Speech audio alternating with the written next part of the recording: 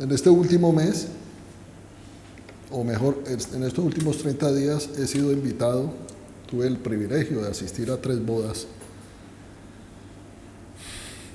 Y esto me ha hecho pensar en la verdadera importancia que tiene el matrimonio para el hombre y para la mujer, según la voluntad del Señor. El matrimonio ha sido y continúa siendo el núcleo principal de una familia, es el corazón principal de una familia, en tiempos antiguos y en la actualidad. Recordemos que la primera orden que Dios dio al hombre y a su mujer fue que se unieran y que ambos fueran uno solo. Y luego les dijo que tenían que crecer y multiplicarse.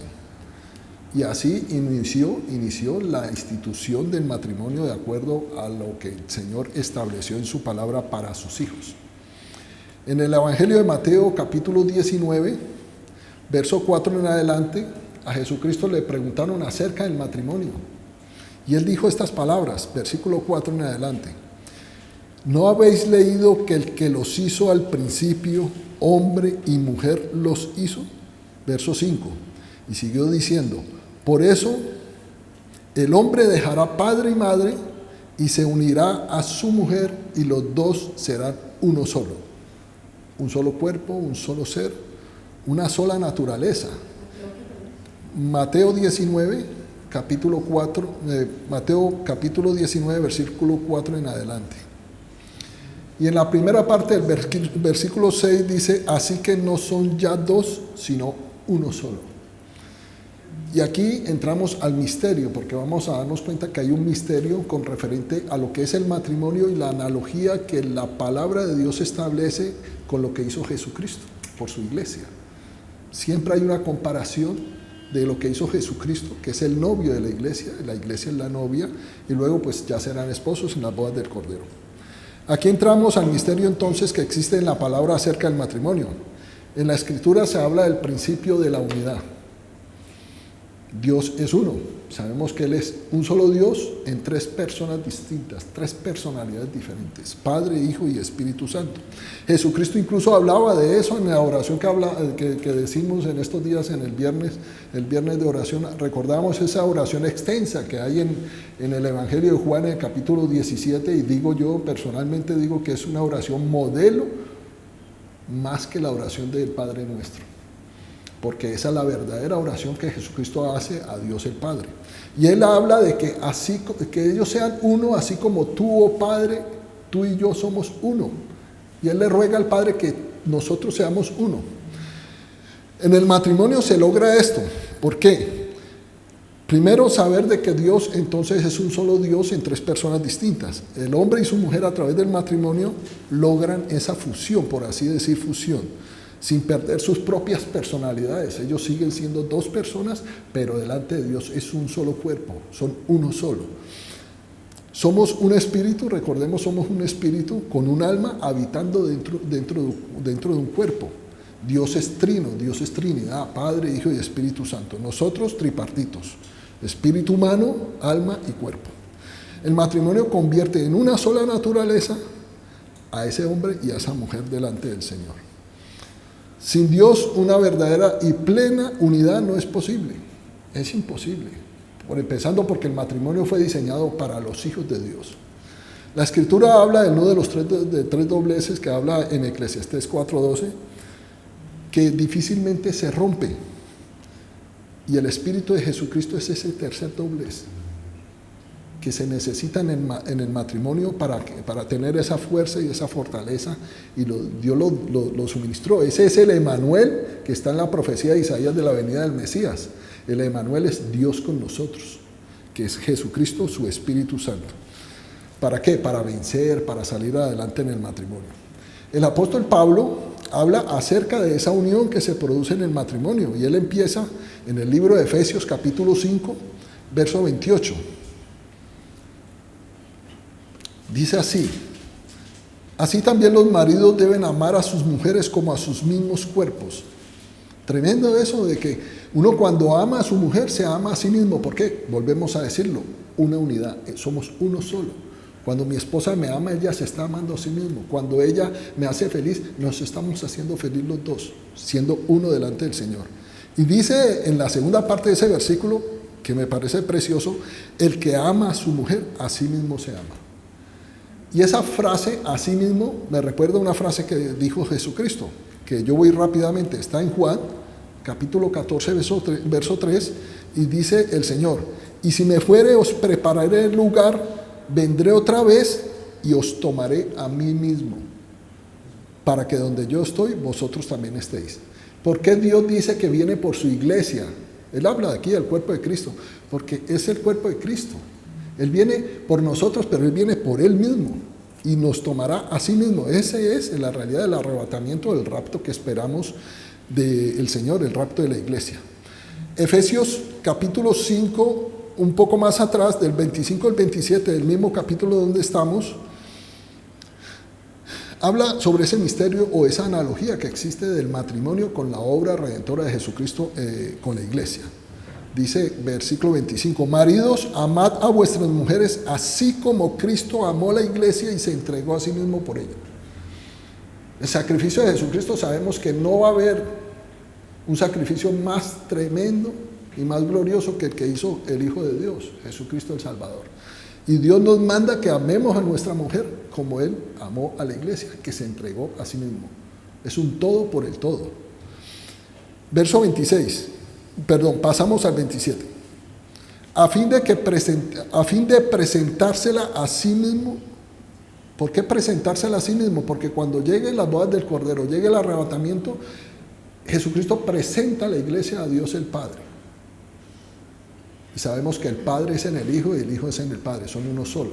Se la presenta a sí mismo en la realidad también. O sea que vemos en todos estos pasajes la unidad, el misterio. Digo el misterio porque es fácil decirlo, pero también es una profundidad en el espíritu. Tenemos que discernir esto para poder, si acaso, entender en su magnitud lo que dice el Señor sobre ese misterio de la unidad. El hombre fue hecho del barro de la tierra. Su nombre Adán quiere decir barro rojo. Adán fue hecho del barro de la tierra. Mientras que la mujer no fue hecha del barro de la tierra, fue hecha de la carne y de los huesos de Adán. Por eso en el matrimonio se vuelven a juntar. Cuando el hombre se le fue quitada la costilla, su costado, para crear a Eva, el hombre quedó ahí ya, digámoslo así, incompleto. Y ahí hay algo que el Señor estableció porque tendrá su sentido de ser. El hombre es completo, pero cuando se une a su mujer y se logra es única y exclusivamente en el matrimonio. Pero hay algo que corroe esa unidad, que amenaza esa unidad del matrimonio. Y el apóstol Pedro lo muestra en una de sus cartas, primera de Pedro capítulo 3, verso 7, y manda el Señor a través de la inspiración del Espíritu Santo, dice, vosotros maridos, y aquí se le habla es al esposo, al varón, igualmente vivid con ella sabiamente. Para vivir con una mujer hay que tener sabiduría, pero no es una sabiduría terrenal, una sabiduría de intelecto humana. Es una sabiduría que proviene de Dios y se adquiere a través de una relación diaria con el Espíritu Santo. O sea que el varón de Dios puede llegar a vivir con una mujer sabiamente, pero con sabiduría de Dios. Y vamos a ver, yo voy rápidamente a Santiago capítulo 3, verso 17, donde se hablan de las características que debe tener un varón de Dios que tiene sabiduría que proviene de Dios. Y dice el verso 17, pero los que tienen la sabiduría que viene de Dios llevan ante todo una vida pura, o sea, santidad. Y además son pacíficos, bondadosos y dóciles. Una persona dócil es una persona que no es intransigente, que se puede dialogar con ella, es una persona que escucha. Y otras características son compasivos, son imparciales, sinceros y hacen el bien. Quisiéramos tener todas estas características. Creo yo que muchos tenemos en cierta magnitud algo de todo esto, pero nos falta muchísimo. Pero ¿qué sucede mientras eso llega? Mira, sigamos otra vez con Pedro, que estamos allí, capítulo 3, verso 7. Decíamos, vosotros maridos igualmente vivid con ella sabiamente. Ya sabemos que es sabiduría de Dios y sus características, que está en Santiago 3, verso 17. Y dice, dando honor a la mujer como vaso más frágil. La mujer es más delicada. Reglas excepcionales, la mujer puede llegar a ser más fuerte que el hombre, pero por lo general el hombre es más fuerte que la mujer. No hablemos de solamente la parte física, sino la sensibilidad de la mujer. La mujer hay que hablarle con buenas palabras, con suavidad. Lo dice la Escritura. Y como coherederas de la gracia de la vida. ¿Por qué coherederas? Porque con nosotros los varones, ellas son coherederas, ellas dan vida, de ellas nacemos. Para que vuestras oraciones no tengan estorbo. Y ahí llega ya el problema. Si no hay buen trato en el matrimonio, no esperes recibir bendiciones del Señor. Dice que las oraciones son estorbadas. Como decía el pastor, del cielo no pasa, de este techo no pasa una oración. Pero a la mujer también se le exige el buen trato, en otro verso. Y ese verso siempre me ha llamado la atención porque allí hay algo importante. Para los que quieran ir, Efesios capítulo 5, verso 33.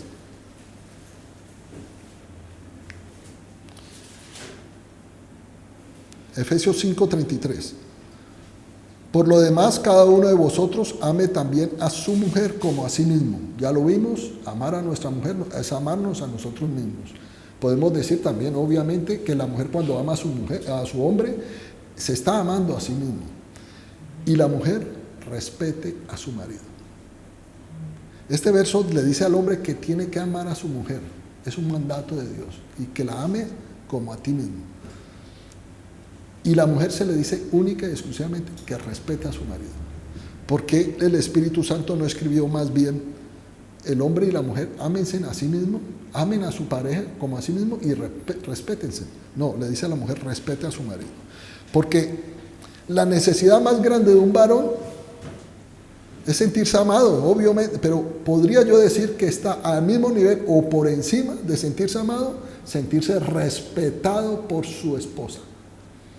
Es eso lo más importante para un varón. Y lo más importante para una mujer es sentir que ese hombre la ama y la sigue amando todos los días. A la mujer hay que reafirmarle todos los días que la amas. Decirle palabras bonitas, como estás de bella.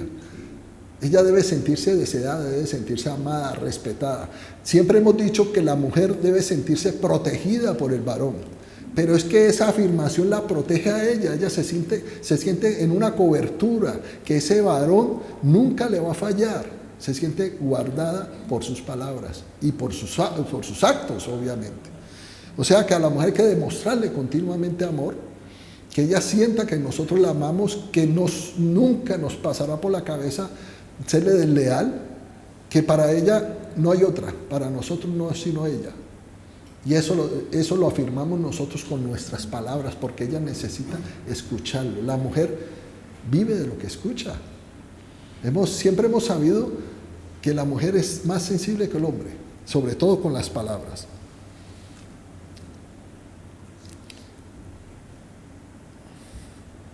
Y la mujer que tiene un marido que es incrédulo, imagínate que la Escritura en 1 de Pedro capítulo 3, verso 1 al 2 dice que asimismo vosotras mujeres estad sujetas a vuestros maridos, para que también los que no creen en la palabra sean ganados sin la palabra por la conducta de sus esposas, una conducta casta y respetuosa. Esa mujer que tiene un marido incrédulo no lo va a ganar con la palabra, porque ya de hecho ese hombre no cree en la palabra. ¿Cómo gana a ese hombre para el Señor? Con su conducta. Imagínate, con tu conducta, no con tus palabras, ni con tu gritería, sino con tu conducta. Más aún si tu marido es un varón de Dios. Tu conducta es lo que hace que ese varón se transforme en lo que tú necesitas que sea. Diría yo mejor en lo que el Señor ha determinado que sea ese varón. Entonces, norma general, la necesidad más grande de un esposo es sentirse respetado y la mujer sentirse amada, siempre. El hombre que no es respetado por la mujer es un hombre que vemos que su ánimo va a decaer, porque para él es muy importante su pareja. ¿Sí? Llega hasta tal punto que se aparta de ella, la evita. O sea que ya empezamos a ver que ahí ya empieza una separación. un efecto que corroe la relación, que la amenaza. Porque el hombre, ¿por qué la evita? Porque el hombre en teoría, o diría yo, nunca ha sido bueno para reñir. Detesta el enfrentamiento con su mujer. Y lo hemos escuchado en chistes, lo hemos escuchado en conversaciones, en redes sociales, que la gente se jacta de decir, no, yo ya perdí esa guerra, yo no le vuelvo a discutir a mi mujer. Y al final se rinde. Y deja que ella tome el control y las decisiones de su matrimonio. Y eso es tragedia. Y lo vamos a demostrar ahora con la Escritura, que ese fue el verdadero pecado de Adán. Y eso no puede llegar al matrimonio. Conocemos esas famosas frases que son jocosas, son de humor, que dicen, por ejemplo, un compañero le dice al otro, ¿ya llamaste a tu jefa? Que te vas a demorar con nosotros aquí. ¿Ya te reportaste? O dice, la mujer es la que manda en mi casa. Y un líder político de aquí de España lo dijo en estos días, mi mujer es la que manda en mi casa. Y eso fue un revuelo tremendo. Yo no sé por qué revuelo, si la gente, el mundo está acostumbrado a ello. Otras frases como, yo no discuto con mi mujer, se hace lo que ella dice. Un proverbio ecuatoriano dice, la mujer que sabe mandar a su marido gobierna mejor su casa. Ese no fue el orden establecido por Dios. Ya lo vimos en la Escritura y lo vamos a seguir viendo en el Nuevo Testamento. Una mujer sabia domina a su marido, proverbio colombiano. Proverbio guatemalteco, el hombre que se casa con una mujer sabia no desobedece. Y en Nicaragua dicen, el marido que obedece a su mujer normalmente hace el bien. ¿Dónde entonces dice la Escritura que el varón es el responsable de su matrimonio delante de Dios? Empecemos por la misma creación. A Adán, Dios lo responsabilizó de lo que hizo Eva. Y esto que voy a contar aquí, con la Escritura, no son mis palabras, a día de hoy es considerado un mensaje machista y hasta puede ser considerado un mensaje de odio. Y estoy seguro que llegarán a meter en las cárceles a los que lo prediquen. Ya está sucediendo con otros temas que se están predicando y han sido objeto de condenas y multas y hasta cárcel para los predicadores en algunas partes del mundo. A nosotros los hijos de Dios nos concierne la verdad y nos sujetamos a ella. Los resultados se los dejamos a Dios. Nosotros primero obedecemos a Dios antes que a los hombres. Y tenemos una orden de predicar el Evangelio a toda criatura. Entonces vamos a un versículo que usted no lo va a escuchar casi nunca en las predicaciones, pero está en la palabra, está en 1 Timoteo capítulo 2, versículo 13. Dice así la palabra del Señor, 1 Timoteo capítulo 2, versículo 13. Porque Adán fue formado primero y después Eva. Si tú lees en Génesis cómo fue el proceso de la creación del hombre, Adán fue creado del barro de la tierra y él estuvo andando y le puso incluso los nombres a todas las criaturas y hasta hoy se llaman así. ¿Se imagina la cantidad de especies que habían en el momento de la creación? Hoy se han extinguido miles. ¿Y cuánto tiempo se tomaría Adán en ponerle nombre a todas las criaturas? Y dice que él estuvo buscando una compañía y nunca la hallaba. Y estoy seguro que no pasaron días ni meses, pasaron años de que Adán estuvo solo. No lo dice la Escritura, lo estoy diciendo yo, pero estoy seguro que era así. ¿Por qué el Señor permitió que él estuviera solo? Para que cuando tuviera a su compañera la valorara. Creo yo que es así. Mira, y dice que porque Adán fue formado primero y después Eva, verso 14, y Adán no fue engañado. Tú no lo escuchas en ninguna otra parte de la Escritura sino aquí. No fue engañado, sino que la mujer siendo engañada incurrió en transgresión. Y eso quiere decir cayó en pecado, incurrió en pecado. Dice en Génesis 3, 17 al 19, ¿cuál fue el pecado de Adán? Y vamos a escuchar cuáles fueron las palabras de Dios y la sentencia de castigo contra Adán. Ya había sentenciado que la mujer pariría con dolor y que se tenía que someter a su marido. lo dice ahí, que su deseo ya sería el de su marido, como quien dice, ya no puedes hacer lo que quieras, tienes que ser filtrado por tu esposo. Mire, dice, Dios le dijo a Adán, por cuanto obedeciste a la voz de tu mujer. Ese fue el pecado de Adán. Obviamente él también comió el fruto, volvió y pecó 2 veces. ¿Sí? Por cuanto obedeciste a la voz de tu mujer y comiste del árbol que te mandé diciendo, no comerás de él. Maldita será la tierra por tu causa, por tu culpa. Porque él era el Señor de la creación. A él se le fue entregado toda la creación. Entonces, él siendo el jefe, pecó. Dice la palabra de Dios que toda la creación fue sujeta a esa maldición. Por culpa de Adán, la maldición cayó sobre toda la creación. Y el Señor lo hizo responsable del pecado que acababa de cometer Eva. ¿Por qué? Porque la autoridad se delega, pero la responsabilidad era de Adán, que era el Señor. Mira. 1 Corintios capítulo 15, versículo 22. Porque así como en Adán todos mueren, también en Cristo todos serán vivificados. Y usted no escucha la palabra de Dios, el pecado de Eva, el pecado de Eva. No, el pecado de Adán, el pecado de Adán, el pecado de Adán. Siempre. A él se le atribuyó la culpa, que fue de Eva. Desde Eva empezó, él también pecó. 1 Corintios 11, 17.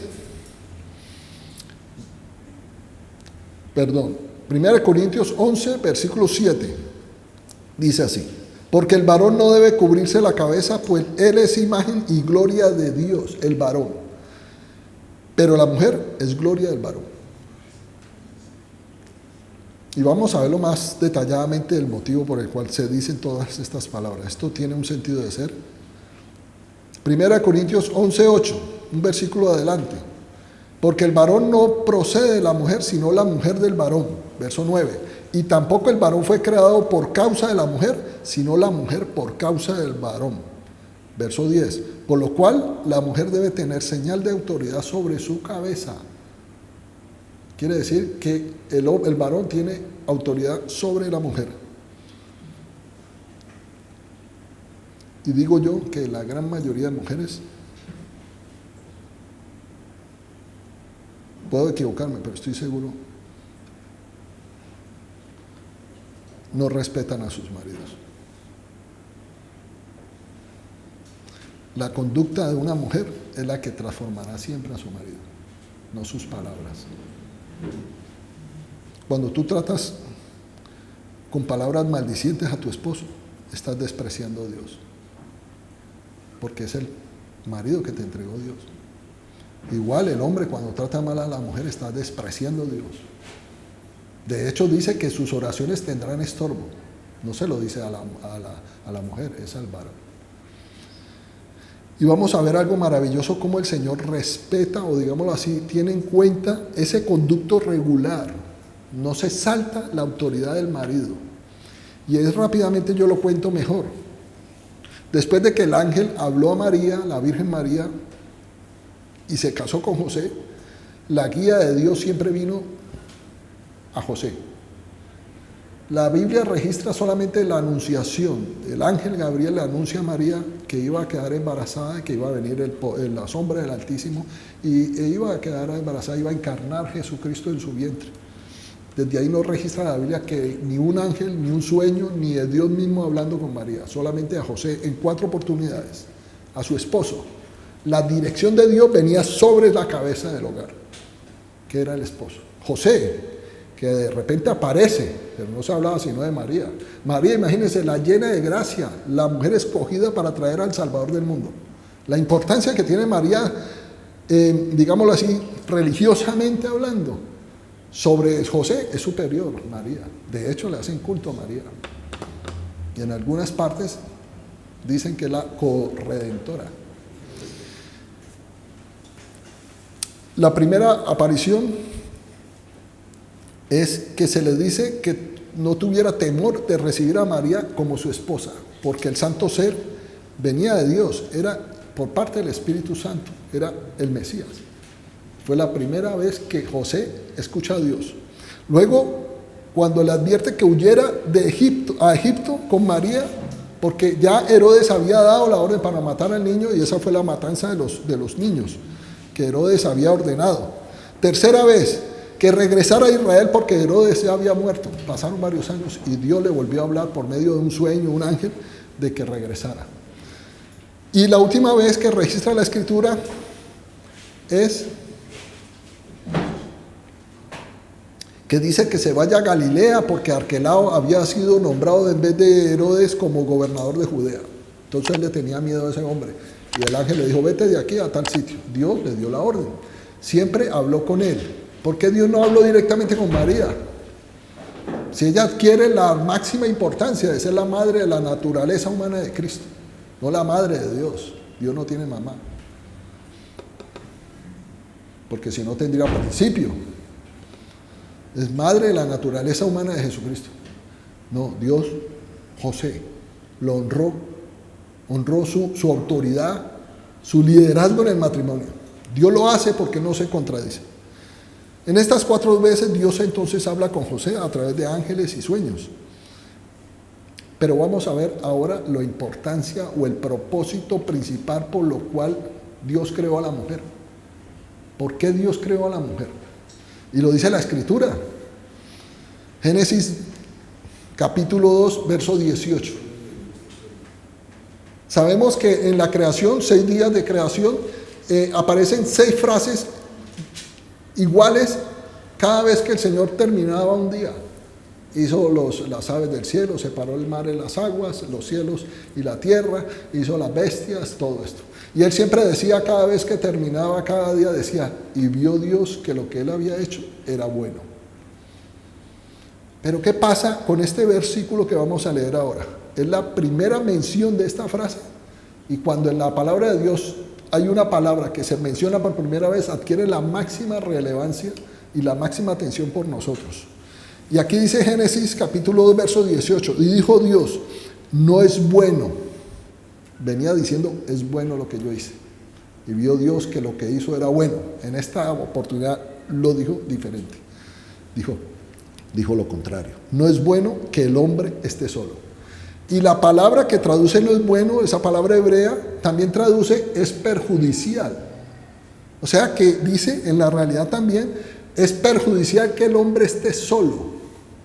Y el Señor solucionó de la siguiente manera ese problema que allí había de que el hombre estuviera solo. La solución fue la siguiente: le haré ayuda idónea para él.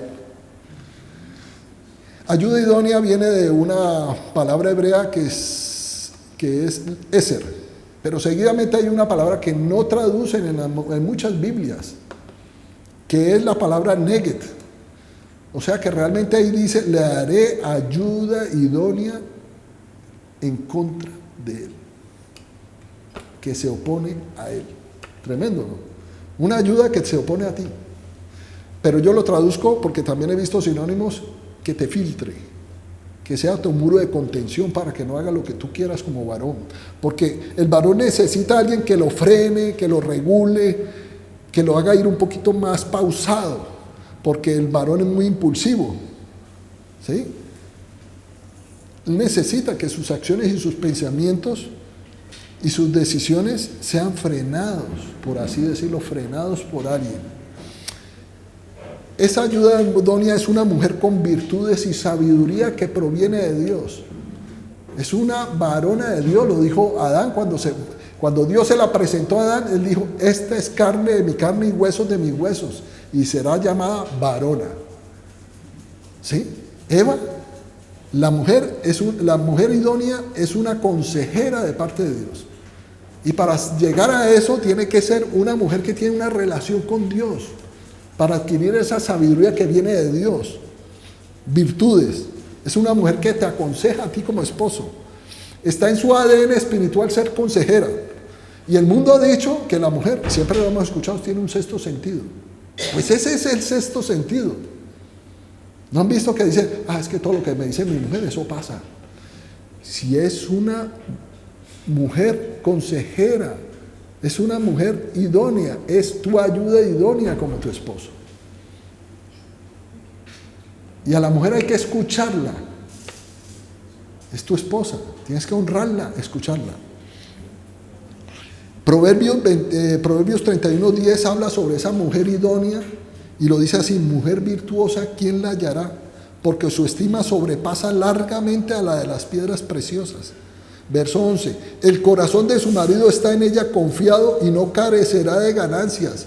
¿Por qué confiado? Porque él se ha dado cuenta que todo lo que le dice su mujer, eso sucede. Porque es consejera, sus consejos le han traído beneficio. Y tanto es así que dice, y no carecerá de ganancias. Quiere decir que la mujer aporta esa ayuda de Dios, ese consejo de Dios que ha traído prosperidad a su matrimonio. Y el varón está feliz con su mujer. ¿Sí? Y dice el verso 12, le da a ella bien y no mal todos los días de su vida. Es una mujer que piensa en él porque ha entendido que el bienestar de su marido es bienestar de los dos. Ella ha entendido que son uno solo, que son iguales, porque son uno solo, son un cuerpo, no son dos personas diferentes. No hay competencia. Delante del Señor hay una jerarquía, pero son el hombre. Es un solo cuerpo, una sola unidad. Proverbios 14 habla sobre esa mujer también, pues, idónea. Dice, la mujer sabia edifica su casa. La edifica. Pero también habla de lo contrario, la mujer necia con sus manos la derriba. O sea que lo opuesto a la sabiduría es la insensatez y la necedad. Y esas destruyen un hogar. Mira, Proverbios 12 dice lo siguiente, verso 19. Mejor es morar en tierra desierta, o sea, mejor es irse a vivir a un desierto que vivir con la mujer rencillosa e iracunda, de mal genio, agresiva. Lo dice la Escritura. No dice la palabra en Efesios 4:31, quítese de vosotros toda amargura, enojo, ira, gritería, maledicencia, palabras vulgares y toda malicia. La malicia, ¿sabe qué es la malicia? Creer que la otra persona te quiere fallar. Son los celos infundados. Y eso lo que trae es incertidumbre. Cuando la mujer está vigilando los ojos de su marido, vigilando sus redes sociales, o quién lo llamó, para dónde va, usted dónde estaba. El amor todo lo cree, dice la Escritura, todo lo espera. Tú tienes que pensar, es mi esposo, ese es el hombre que Dios me dio, si él me falla, le tendrá que responder a Dios. Tú confía en Dios. Entonces ya vemos aquí que la palabra de Dios es suficiente para toda la vida y conducta del ser humano. Jesucristo entonces decía que Dios el Padre y Él son uno solo. Él decía, Señor, que ellos sean uno solo, así como tú y yo somos uno. Esa es la semejanza. Nosotros fuimos hechos a imagen y semejanza de Dios.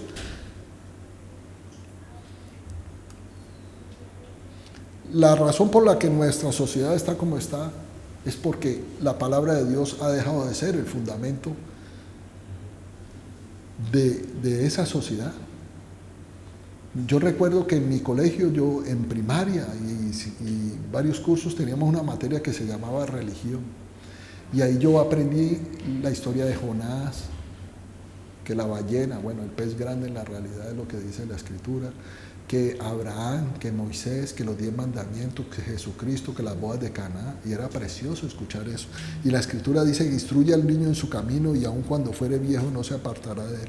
La sociedad o el mundo dice que el matrimonio fue creado por el hombre y para el hombre. Y estamos viendo que la palabra de Dios nos dice que el matrimonio fue creado por Dios y para Dios, para los hijos de Dios.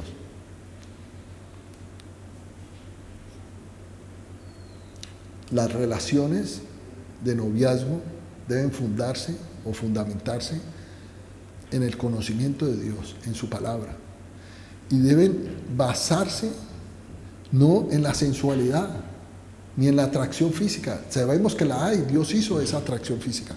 Pero debe basarse siempre en amarse, en amar la personalidad. ¿Recuerdan esa frase que dice, lo importante es la personalidad, para burlarse de alguien que tal vez no tenía ese atractivo? Como que dice, no, pues es que lo importante es la personalidad de la chica. Y en la realidad hay una verdad en eso. Porque lo que te queda en una relación, porque sabemos que la belleza pasa y nos vamos deteriorando. Y cada día no somos tan atractivos como éramos para nuestra esposa o la mujer para el hombre. Entonces, ¿qué va quedando? Va quedando esa personalidad, ese carácter en la realidad que tiene la mujer y el carácter que tiene el hombre. Y Dios dice que nosotros tenemos que ser moldeados hasta la estatura de Cristo, a su carácter. Y mira, me llama la atención porque yo investigué qué es el carácter según el conocimiento, la teoría humana. Dice que la psicología humana dice que el carácter es una persona, en una persona son los rasgos que pueden permanecer en el tiempo. Que hay que tener cuidado. Usted no ha visto que cuando empieza la parejita así a enamorarse, la persona muestra lo mejor de sí mismo, la mejor versión, y después cuando ya tiene la confianza y pasan los meses, los años, ya muestra verdaderamente lo que es la persona. O sea que él dice que la psicología dice que la persona, los rasgos del carácter, esos rasgos son los que permanecen en el tiempo como patrones habituales de comportamiento, pensamiento y emoción. ¿Y eso qué es? Sabemos, el alma. El alma son nuestros pensamientos, nuestros sentimientos y nuestra voluntad, que es nuestro comportamiento. Y nosotros tenemos que enamorarnos de nuestra pareja, de su alma. Y sabemos que todos cuando recibimos a Cristo, hemos entrado al taller del Maestro.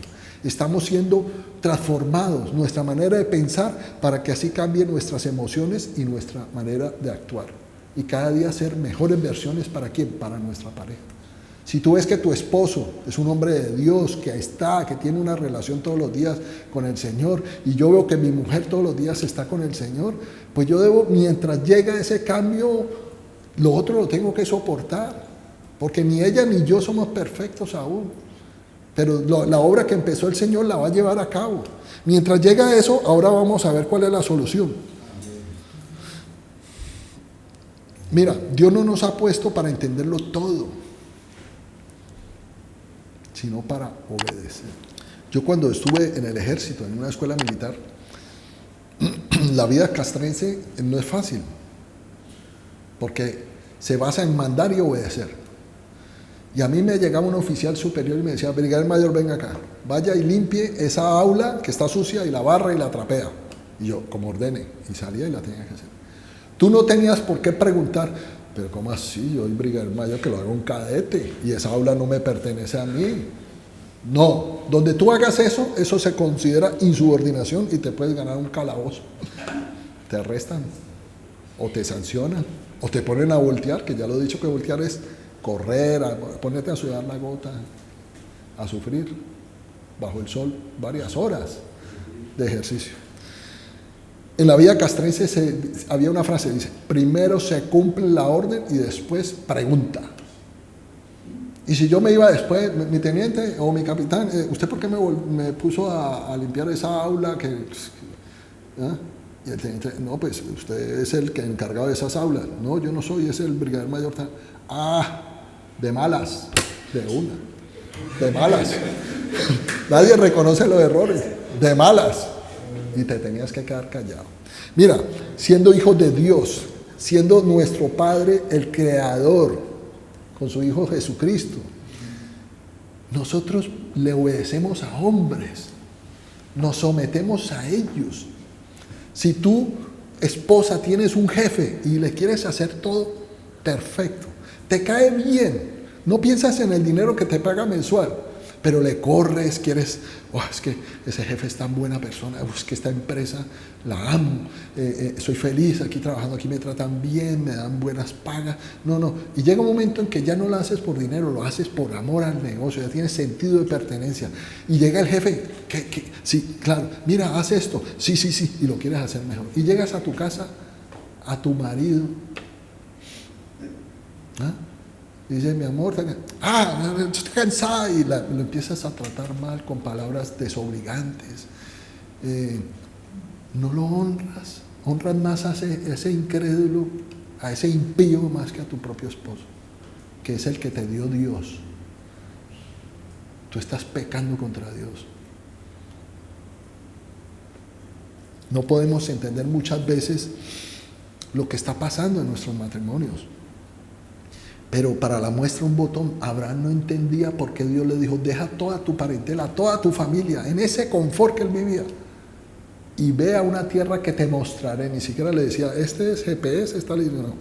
No sabía ni siquiera dónde iba, y él cogió sus corotos y arrancó y se fue. Imagínate. Y lo llevó a una nueva tierra que fluía leche y miel y lo prosperó. No podemos cuestionar lo que Dios nos manda a hacer. Y mucho menos podemos cuestionar esos pasos de fe que tenemos que dar, que ni siquiera sabemos que hay más allá. ¿Ah? Dios es incuestionable, aun cuando sea inexplicable lo que Dios nos está mandando. Así es en el matrimonio, solo nos toca creerle a Dios y obedecerlo. Y está establecida la palabra de Dios, que es nuestra guía, nuestra lámpara. Y esa palabra de Dios es la ley moral de Dios. Yo no estoy hablando de la ley escrita en piedras, que fue cumplida por Jesucristo. La ley moral de Dios es el trasfondo de la misma ley de Dios, de los 10 mandamientos. Quedó cumplida por Cristo: no matarás. Y eso no quiere decir que ahora puedas matar. No, la ley moral de Dios dice que no le puedes hacer daño a tu prójimo, que lo tienes que amar así como tú quieres que te amen. La ley moral de Dios es toda la Escritura, en su contexto total, porque ahí está el carácter de Dios el Padre. Y no es una interpretación humana o exclusiva de cualquier persona. La ley moral de Dios es una sola. Y cuando dice esto es pecado, esto no es pecado, y punto. Y te tienes que someter a esa ley de Dios, que es el manual del fabricante que hemos hablado en muchas oportunidades. La palabra de Dios es inmutable, no cambia. En 2 de Pedro capítulo 1, en el verso 20, yo lo leo rápidamente, dice: entendiendo primero esto, que ninguna profecía de la Escritura, o sea, ninguna palabra de Dios, es de interpretación privada, es decir, que es de tu propio parecer, dependiendo del lente como la mire. No, es que yo no creo que esto sea pecado. Para usted es pecado, para mí no es pecado. ¿Sí? Lo quieren filtrar con la palabra, pero a la manera que cada quien la quiera acomodar, como una plastilina. No es de interpretación personal, o como una persona lo quiere interpretar por cuenta propia, no. Y sabemos que la Escritura dice: el cielo y la tierra pasarán, mas sus palabras no pasarán. En un matrimonio, aunque la pareja tenga diferencias y tenga criterios diferentes con respecto a algo totalmente opuestos, el problema que existe es que quieren ver la solución dependiendo de cómo entiendan la Escritura, si es que son cristianos. Y si no son cristianos, son personas del mundo, pues lo ven como ellos cada uno quieran ver, o como creen. Un ejemplo de cómo hay tantas diferencias cuando una persona no tiene una ley moral y vuelven que la ley es subjetiva, de acuerdo a tu propio pensamiento, cree que esto es lo que dice Dios para tu vida, y hay unas malas interpretaciones de la Escritura. Y empiezan a discutir y dicen: pues esa es su manera de ver, yo lo veo diferente. Para usted eso es pecado, para mí no es pecado. ¿Sí? Empiezan discusiones de ese tipo. Pues usted cree que se debe hacer así, yo no creo que se debe hacer así. Y esa es la sociedad y la cultura en que vivimos. Usted no se meta en mi vida, yo no me meto en la suya. Y cada uno hace lo que quiera, no hay unidad. Y dice: respeta mi manera de pensar. Y mi manera de pensar es esta y punto. Cuando la moralidad es relativa, existen esos problemas. No se resuelven los problemas en los matrimonios. Cada uno se queda en su esquina con su propio punto de vista. Y no quieren ceder, ninguno de los dos. Porque basta su propio punto de vista para solucionar el problema. Y si usted no me hace caso, pues así se quedó el problema. Y otro le dice: ¿a usted le parece leal que yo no le muestre mi celular, mis redes sociales y mi WhatsApp? Pues a mí no me parece. Respete mi intimidad, respete mi espacio. Pero ¿cuál espacio podemos hablar los hombres y las mujeres, los esposos y las esposas, si somos uno solo? Mi mujer puede ver mis redes sociales, puede ver lo que quiera, tiene todo. Nuestra cuenta bancaria es una sola. Somos uno solo en todos los aspectos. Nuestra intimidad somos los dos, totalmente desnudos delante del Señor. Porque incluso Jesucristo, comparando la obra redentora, lo que hizo por su iglesia, que va a venir por ella, que es su propio cuerpo, Él habla la palabra del Señor de que somos muchos miembros, pero somos un solo cuerpo y muchos miembros. ¿Cuándo se ha visto que una mano haga lo que quiera? O que un ojo diga: hoy no veo. O que una pierna diga: hoy no camino. O si te pica un ojo y te rasca, que a mí no se me acerque la mano que estoy enojado con ella, que ni me rasque. ¿Ya? Es que es tremendo. No puedes hacer lo que te dé la gana, eres uno solo. Somos un solo cuerpo, el matrimonio es uno solo. Por eso hay discusiones en los matrimonios que pueden llegar a durar años. Como todo es relativo, la escritura es relativa, dependiendo de cómo la interpretes o la versión que tengas, no lo sé. Y allí se quedan, porque no hay una autoridad definitiva que les diga esto es malo y esto es bueno, esto es pecado y esto no es pecado y punto. Dios no está con medias tintas, o es blanco o es negro. Las mezclas, el Señor las aborrece. El Señor es uno solo. ¿Por qué hay tantas dificultades en las discusiones en los matrimonios? Empezando porque no hay alguien que les diga la verdad. Y aquí entra algo importantísimo. Aquí entra algo muy importante, que es el pastoreo de la iglesia a sus hijos. Y Jesucristo dijo una cosa tremenda que la gente lo toma por encima. Dice, Pedro, ¿me amas más que estos? Sí, Señor, te amo más que ellos. Apacienta mis ovejas. Y se lo repitió 3 veces. Pedro, ¿me amas? Sí, tú sabes que yo te amo. Apacienta mis corderos. Se lo repitió 3 veces. Sí, cuando en la palabra de Dios 3 veces se repite algo, toma una relevancia máxima de parte de Dios. Es definitivo el pastoreo en la iglesia. La consejería a las parejas de parte del pastor de la iglesia. Y pastoreo a la mujer o a la esposa por parte de las ancianas de la iglesia. Si cada uno defiende su punto de vista y no quiere entender, ¿qué pasa?